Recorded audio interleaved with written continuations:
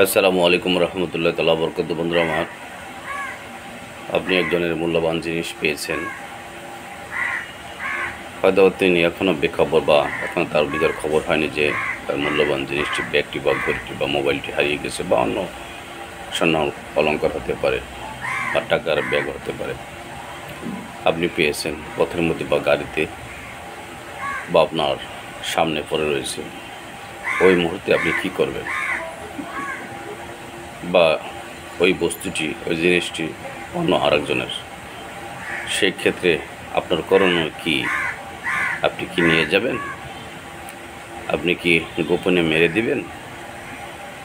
নাকি যিনি ভুলে রেখে গিয়েছেন বা যার থেকে পড়ে গিয়েছে তাকে আপনার পৌঁছানো দায়িত্ব? বর্তমান জামানায়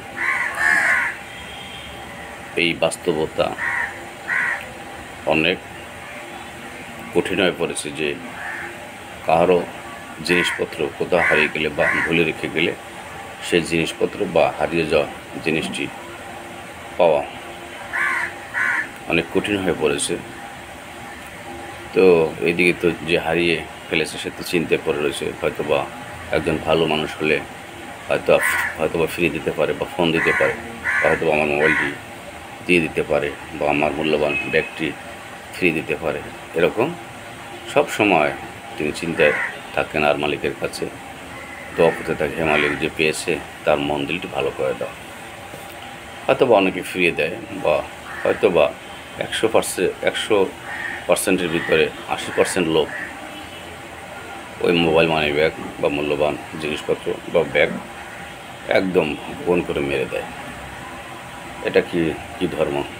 এটা কি আমাদের ইসলাম ধর্মে রয়েছে কি? যায় কি?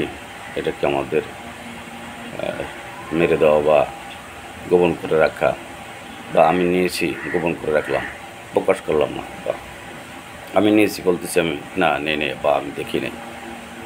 খুবই দুঃখজনক বিষয়।